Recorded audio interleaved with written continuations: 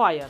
अंग्रेजों को ये लगा कि इंडियंस इतने बड़े कब से हो गए भाई, इनको पता नहीं है कि हमने मार्शल लॉ लगा रखा है। फायर का ऑर्डर जैसे दिया तो जितने भी इसमें लोग थे उन सबको, चाहे वो छोटे थे, बड़े थे, महिलाएं थी, बुजुर्ग थे, बच्चे थे, ब्रिटिश सरकार ने जनरल डायर को बहुत सारा अवार्ड्स दिए थे, इसकी सेरेमनी करवाई थी कि वाओ कितना अच्छा है ये। अगर इस चैप्टर को आपने वीडियो पूरी देख ली ना और इसको समझ लिया तो मुझे नहीं लगता, अगर आप वापस चले जाओ आपका कोई काम नहीं है यहाँ पे, आज के बाद रुकना मत यहाँ पे, ठीक है। तो हेलो दोस्तों, कैसे हो आप सभी। मैं आशा करता हूँ आप सब अच्छे होंगे। और आज की इस वीडियो में हम लेने वाले हैं आज़ादी। व्हाट? यस, आज़ादी। चैप्टर का नाम है इंडिया विंस फ्रीडम, यानी कि भारत को आज़ादी कैसे मिली। ये बड़ा ही इंटरेस्टिंग और अमेजिंग टॉपिक है। हम सबको पता है, जैसे कि आपको पता है ना, भी हम 26 जनवरी सेलिब्रेट करने वाले हैं और इसी के कुछ जस्ट मंथ बाद हम 15 अगस्त बनाएंगे, इंडिपेंडेंस डे। तो आपको ये जरूर चीज़ें पता होनी चाहिए, आखिर वो कौन कौन से फैक्टर्स हैं, आखिर वो कौन कौन से मूवमेंट्स एंड कौन कौन से स्ट्रगल्स हैं जो हमारे फ्रीडम फाइटर्स के द्वारा करे गए थे। उन्होंने ऐसी कौन सी टेक्निक्स एंड टेक्नोलॉजी का इस्तेमाल किया था कि जिसकी वजह से इंडिया कामयाब रहा किसमें, फ्रीडम लेने में, आज़ादी लेने में, ठीक है। तो हमेशा की तरह मैंने तुम्हें एक चीज़ बता रखी है कि अगर हमारे माइंड में चैप्टर का नाम क्लियर है तो वो चैप्टर हमें अच्छे तरीके से समझ में आ जाएगा। लेकिन अगर आपको चैप्टर के नाम समझने में ही दिक्कत आ रही है तो you will face lot of problem, यानी कि उसको फिर तो आपको बहुत प्रॉब्लम आएगी उसको समझने में, ठीक है। तो मैं अभी पहले चैप्टर का नाम नोट कर देता हूं और फिर हम ये देख लेंगे कि भाई इस चैप्टर में हम किन किन मूवमेंट्स और किन किन स्ट्रगल्स के बारे में पढ़ने वाले हैं, ठीक है। तो बिना देरी किए चलो शुरुआत करते हैं।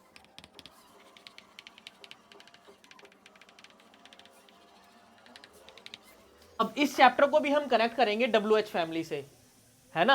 किससे? WH फैमिली से। तो WH फैमिली में सबसे पहले आ जाता है हमारा व्हाट। हम ये देखेंगे कि व्हाट इंडिया विंस फ्रीडम, आखिर वो ऐसा क्या था जिसने इंडिया को फ्रीडम दिला दी, ठीक है। और वाई इंडिया विंस फ्रीडम, क्यों जीता आजादी को, कोई दिक्कत आ रही थी क्या? सही तो था, हम गुलाम थे अंग्रेजों के, तो क्यों चाहिए थी इंडिया को आजादी? कुछ ना कुछ तो बात होगी ना भाई। तो वही चीजें हम देखेंगे कि वाई इंडिया विंस फ्रीडम, आखिर हमें अंग्रेजों से आजादी क्यों चाहिए थी। फिर आ जाता है हाउ। हाउ का मतलब होता है कैसे। हमने आजादी ली और अंग्रेजों को यहां से भगाया, हमने कैसे कैसे मूवमेंट्स को चलाया, हमारी टेक्निक्स क्या क्या थी अंग्रेजों को लेकर, ठीक है। तो इसमें हम ये पढ़ेंगे। तो व्हाट हो गया, वाई हो गया, हाउ हो गया और विच। इस टॉपिक में हम पढ़ेंगे जो कि बहुत इंपॉर्टेंट है, which freedom fighters are responsible to make India's freedom, यानी कि वो कौन से देशभक्त थे, कौन से फ्रीडम फाइटर थे जिन्हों की वजह से हमें आज़ादी मिली थी। ये बहुत इंपॉर्टेंट है भाई। आजकल के समय में हमें ये तो याद रहता है कि भाई सलमान खान का बर्थडे कब है और करण औजला का कौन सा गाना आ रहा है, ये सारी की सारी चीज़ें तो हमें याद रहती है कि भाई ऋतिक रोशन की बॉडी अच्छी है और ये सब, और हम असली फ्रीडम फाइटर्स को नहीं जान पाते। जैसे कि अगर मैं आपसे अभी पूछ लूँ कि भगत सिंह के पिताजी का क्या नाम था, बता दोगे आप? नहीं बता पा रहे ना आप। आपसे पूछूं भाई मैं, चंद्रशेखर आज़ाद जो थे उनका जन्म कब हुआ था? कोई बात नहीं, हमें अच्छे लगते हैं तो ठीक है, याद कर लिया, कोई दिक्कत नहीं है। लेकिन साथ ही साथ हमें इन पे भी तो फोकस करना पड़ेगा भाई। हमें कम से कम ये पता तो होना चाहिए ना, नहीं पता होना चाहिए तुम्हारे हिसाब से? तो ये चीजें, तो फ्रीडम फाइटर्स, जिन जिन का मैं फ्रीडम फाइटर्स का नाम लूंगा और उनके द्वारा चलाए गए मूवमेंट्स और स्ट्रगल्स को आपको याद करना और कॉपी में भी नोट डाउन करना है, ये बहुत इंपॉर्टेंट है। और सिर्फ अपनी चीजों को यहीं तक नहीं छोड़ना, कहीं पर भी इससे रिलेटेड कोई भी ज्ञान मिले, जैसे कोई अगर प्रोग्राम हो रहा है, कोई सीनियर सिटीजन है, अगर वो फ्रीडम फाइटर्स के ऊपर स्पीच दे रहा है तो वहां पर बैठ के सुनना भी है। समझ में आ रहा है तुम्हें किस तरीके से लेके चलना है, ठीक है भाई। तो हम ये देखेंगे। और दूसरी चीज इसमें पढ़ने वाले हैं भाई, व्हाट हो गया, वाई हो गया, हाउ हो गया, विच हो गया, वेयर। कहां कहां आंदोलन चलाए गए थे, कहां कहां मूवमेंट्स चलाए गए थे। अब इस चैप्टर को हम देखेंगे। फ्रीडम फाइटर्स में Gandhi ji most prominent leader थे। वो क्या थे? Most prominent leader. Gandhi ji द्वारा कौन कौन से स्ट्रगल्स करे गए, कौन कौन से मूवमेंट्स करे गए, हम इन सारे टॉपिक्स को लीड कर कर चलेंगे, समझ में आया? तो बहुत ही मतलब मुझे नहीं लगता अगर इस चैप्टर को आपने वीडियो पूरी देख ली ना और इसको समझ लिया तो मुझे नहीं लगता अगर आपसे रिलेटेड अगर इससे कोई सवाल पूछेगा ना आपसे तो आपको नहीं आता होगा। व्हेन इंडिया गेट्स फ्रीडम, भाई इंडिया को कब आजादी मिली ये भी तो है। हाँ बताओ ना, अपना भारत कब आजाद हुआ था? 1947 15 अगस्त। चलो 15 अगस्त को हम क्या हुए थे? आजाद हुए थे। किनसे? अंग्रेजों से, ठीक है ना। अब ये तो चलो पता है 15 अगस्त 1947। तो अभी एक जर्नी चलेगी। अंग्रेज कब आए थे? 1600 में आए थे, है ना। तो 1600 में जो अंग्रेज आए थे उन्होंने ईस्ट इंडिया कंपनी स्टेबलाइज कर ली थी अपनी। क्या कहकर आए थे वो यहाँ पे और वो क्या करने लगे थे यहाँ पर आकर, है ना। तो इन सारे के सारे टॉपिक्स पे हम अभी डिटेल स्टडी करने वाले हैं। तो मैं इसको रफ कर देता हूँ और फिर वन बाय वन कर इस पर डिस्कस करते हैं कि भाई व्हाट इंडिया विंस फ्रीडम, इसमें क्या पढ़ने वाले हैं हम।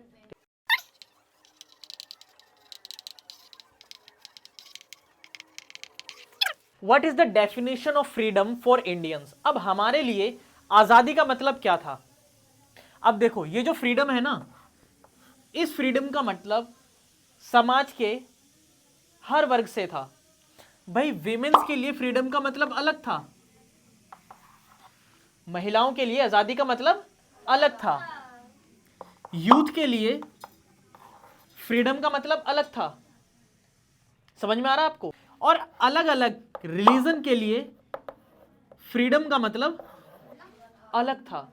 यानी कि हम सब के लिए आजादी का मतलब अलग अलग था। उसके बावजूद हम सब ने मिलकर आजादी के लिए लड़ाई लड़ी और ये इकट्ठा करने का काम किसने किया था? हम सबको एक करने का काम गांधी जी ने।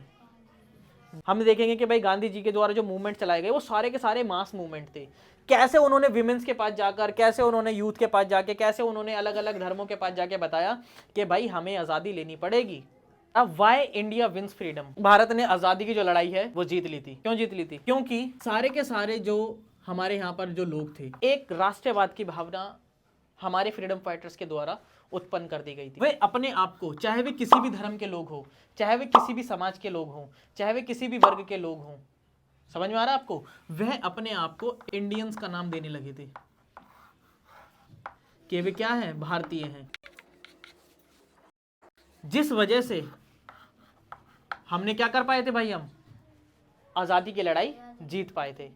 अगर मान लो अब अंग्रेजों की तो पॉलिसी यही थी, डिवाइड एंड रूल पॉलिसी, कि भाई इनको आपस में डिवाइड कर दो और इन पे रूल करो। लेकिन गांधी जी के द्वारा जितने भी आंदोलन चलाए गए उसमें जितने भी हमारे यहाँ पर देश में लोग थे, सभी समाज के लोग थे, सभी वर्ग के लोग थे, उनके अंदर किस चीज की भावना पैदा करनी थी? इंडियन की। कि भाई हम हो सकता है कि अलग धर्म के लोग हो सकता है हम अलग समाज के लोग हों, लेकिन basically we belongs to the India. तो इसलिए हम सब क्या है? भारतीय हैं। तो गांधी जी ने उन सबको एक करने का काम किया और हम सब जब एक हो गए तब जाके हमने अपनी आजादी ली और अंग्रेजों को यहां से भगाया। इंडिया ने कैसे आजादी की लड़ाई जीती? हाउ?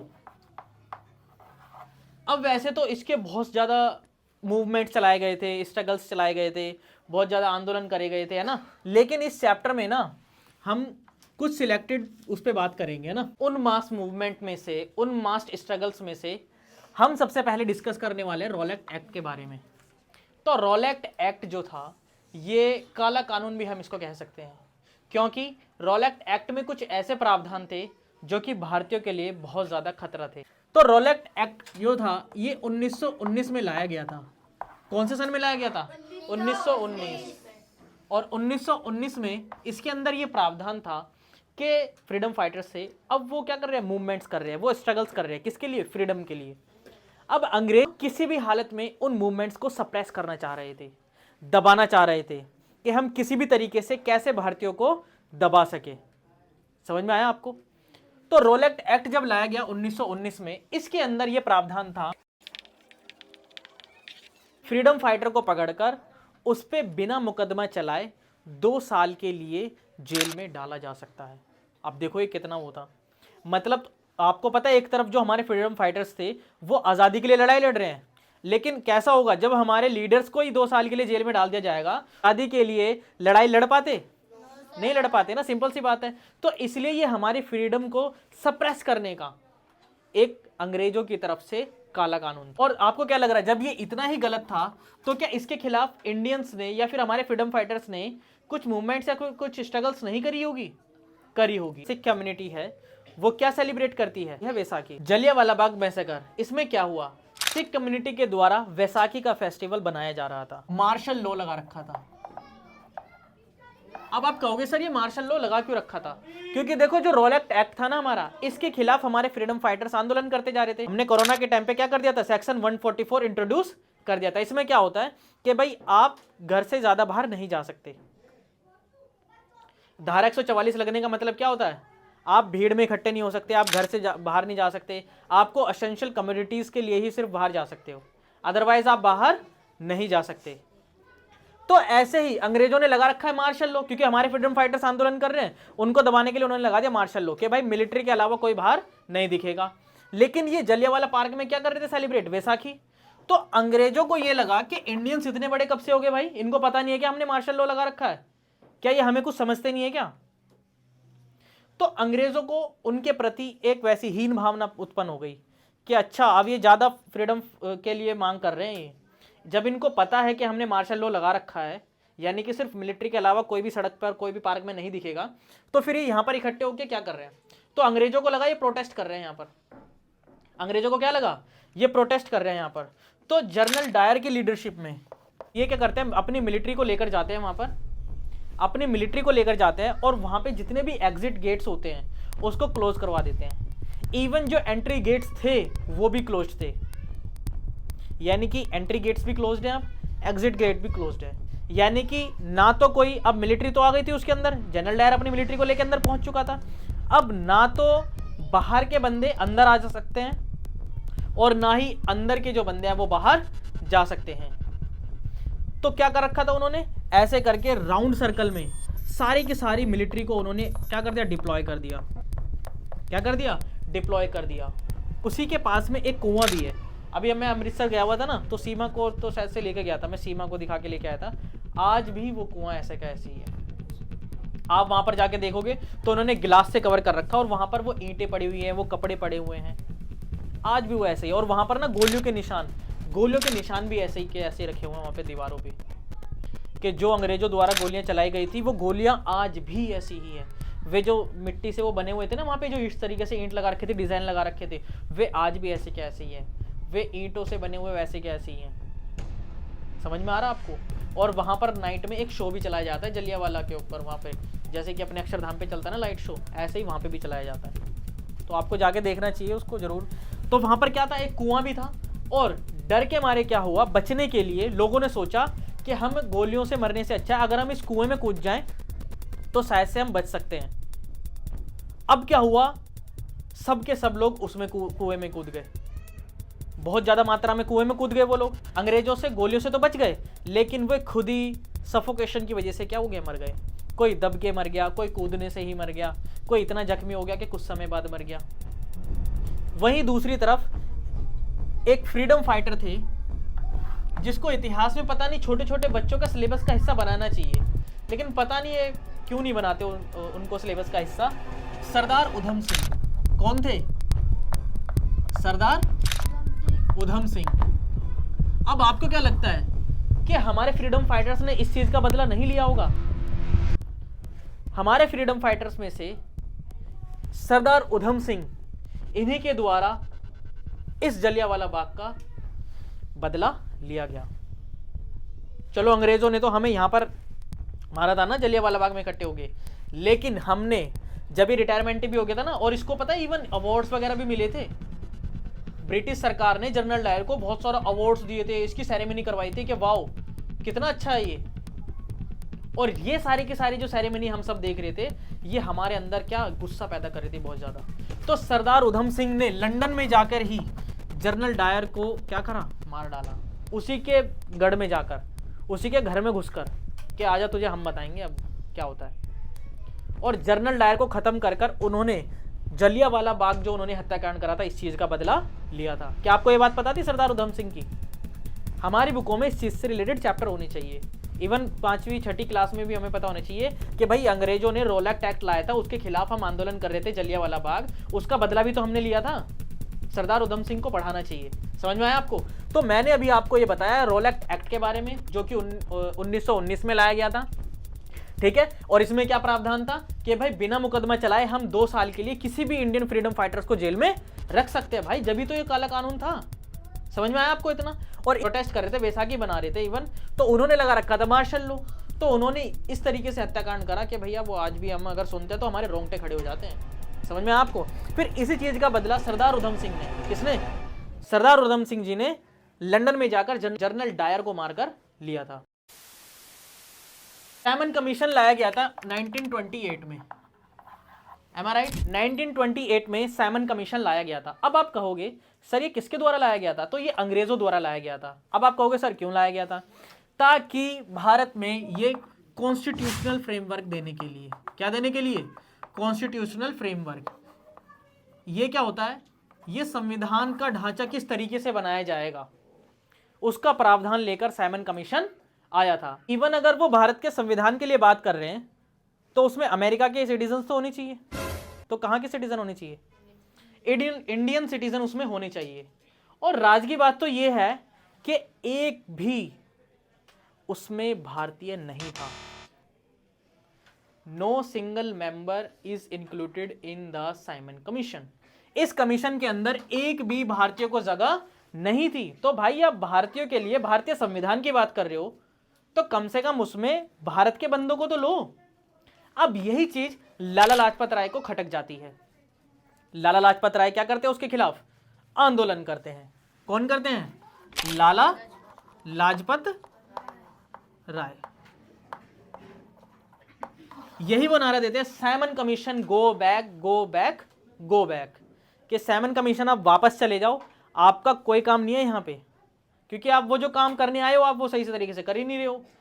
हमारी चीजों को इंक्लूड करना चाहिए, आप उसमें डाल ही नहीं रहे हो। वहीं दूसरी तरफ क्या हुआ, यहां पर भी अंग्रेजों को आपको काला चेहरा देखने को मिलेगा। यहां पे अंग्रेजों के द्वारा उस मूवमेंट पर, उस स्ट्रगल पर लाठी चार्ज के ऑर्डर दे दिए जाते हैं। पुलिस अथॉरिटी को ये ऑर्डर मिल जाता है कि लाठी चार्ज, तो इवन वो क्या करने लग जाते हैं, लाठियों से जो हाँ मारने लग जाते हैं। तो इसी बीच क्या हुआ, लाला लाजपत राय की मृत्यु हो जाती है। एक पुलिसकर्मी क्या कर देते हैं, लाला लाजपत राय के सर में डंडा मार देते हैं। अब इसका बदला भी लिया जाता है। जैसे जलियांवाला बाग का बदला किसने लिया था? सरदार उधम सिंह ने। सारे फ्रीडम फाइटर्स कहते हैं कि हम लाला लाजपत राय की मौत का बदला लेंगे। तो क्या करा जाता है, भगत सिंह,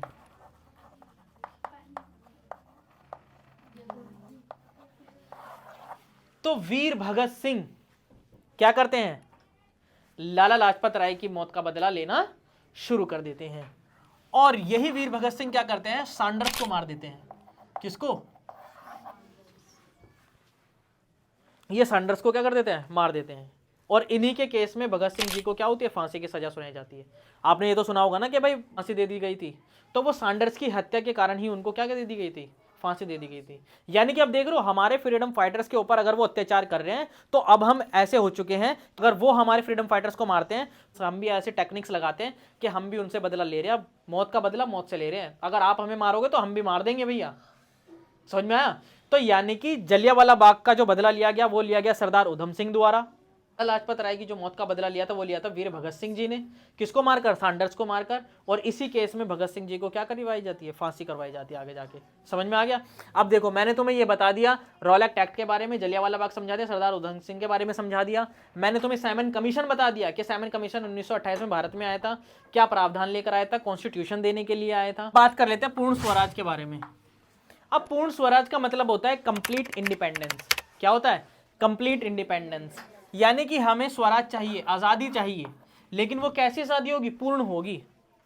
अब अगर हम मांग कर रहे हैं पूर्ण आज़ादी की, इसका मतलब ये है कि अंग्रेज हमें पूर्ण आज़ादी नहीं दे रहे थे, अंग्रेज दे रहे थे हमें डोमिनियन स्टेटस। क्या दे रहे थे, डोमिनियन स्टेटस। अब डोमिनियन स्टेटस में क्या होता है कि हम आज़ाद तो होंगे सिर्फ कुछ चीज़ों पर, हम आज़ाद होंगे सिर्फ कुछ चीज़ों पर। और अगर कभी हमें बताया जाएगा ना, तो हम बताए जाएंगे कि हाँ आप आज़ाद तो हो, लेकिन अभी भी आप किसके अंडर में हो, ब्रिटिश के अंडर में हो। अब आप बात करोगे सर जी आप एक तरफ बोल रहे हो कि हम आज़ाद हो गए और दूसरी तरफ आप बोल रहे हो कि भाई ब्रिटिश का भी नाम लेंगे हम, तो ये कैसी आज़ादी है? तो इसी आज़ादी को कहते हैं हम क्या, डोमिनियन स्टेटस। क्या कहते हैं, डोमिनियन स्टेटस। क्या कहते हैं? डोमिनियन स्टेटस, जिसमें हम कुछ चीजों पर आजाद होंगे और अगर किसी को बताया जाएगा तो हाँ ये बोला जाएगा हाँ ये कुछ चीजों पे तो आजाद है, लेकिन ये कंप्लीट इंडिपेंडेंस नहीं है, ये आज भी ब्रिटिश के क्या है? गुलाम है। तो फिर ऐसी आजादी के लिए तो हमने क्या करा? बहुत से लीडर्स तो मान गए थे। मोतीलाल नेहरू ये एग्री कर गए थे कि हाँ ठीक है डोमिनियन स्टेटस दे दो। अब ये मोतीलाल नेहरू पता है ना कौन थे? ये पंडित जवाहरलाल नेहरू के पिताजी थे कि चलो ठीक है कम से कम डोमिनियन स्टेटस तो दिया ही जा रहा है।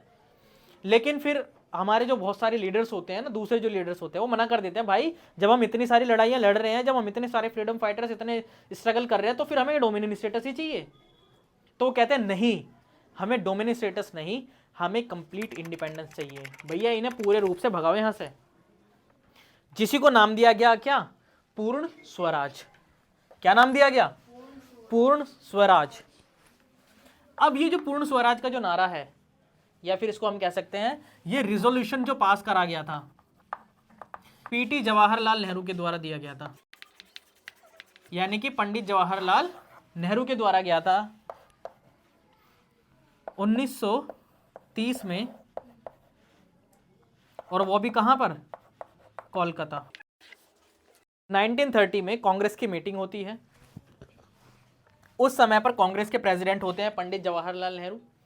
ये कलकत्ता में रिजोल्यूशन पास करते हैं कि हमें डोमिनियन स्टेटस नहीं चाहिए, हमें चाहिए पूर्ण स्वराज, यानी कि पूरी आज़ादी। क्या चाहिए हमें?